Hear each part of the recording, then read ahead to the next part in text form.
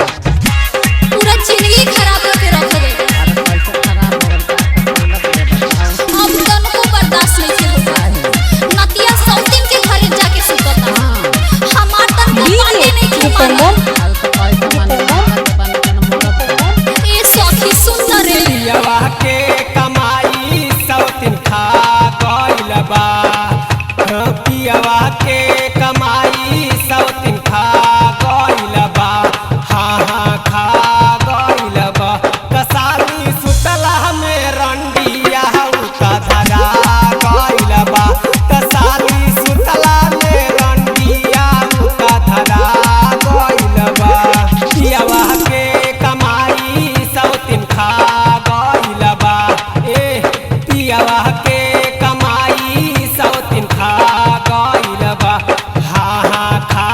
गइल बा तो साली सुतला में रंडिया उता धरा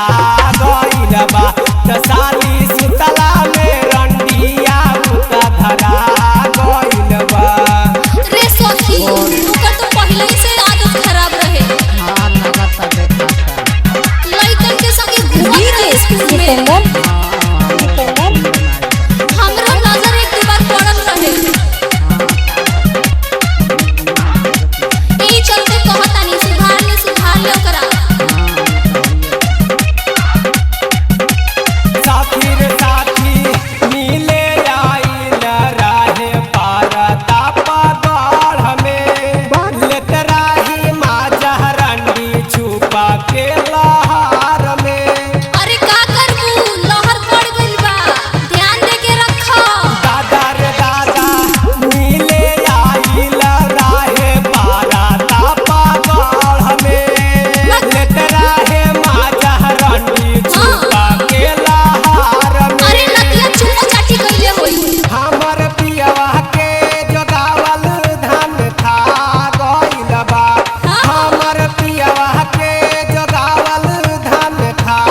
गइल बा अच्छा खा गइल बा ओहो। साली रंडिया लहर में धरा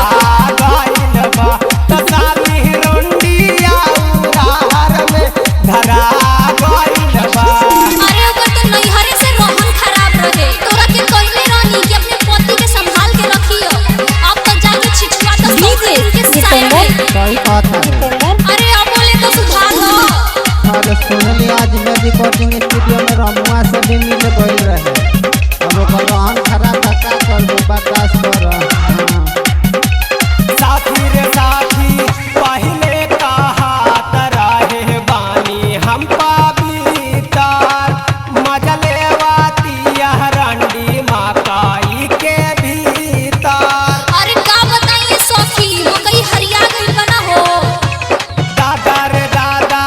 पहले कहात रहे बानी हम पवित्र मजलेवाती यह रंडी मकाई के भीतर खूब मजा लेता सारा सपना हमर रंडियाई खा गइल बा सारा सपना हमर रंडिया खा गइल बा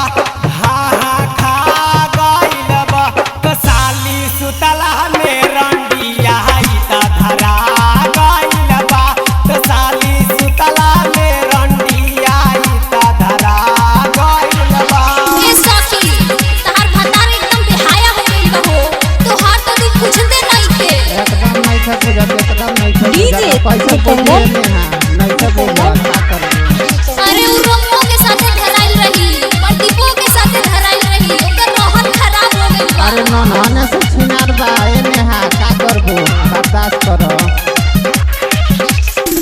हमर भातार तौसिफ भाई ले बेहाया चीखो था हरदम घुसाल रहे रंडिया के साया अब हमरो नहीं खे बर्दाश्त होते सखी तोहार दर्द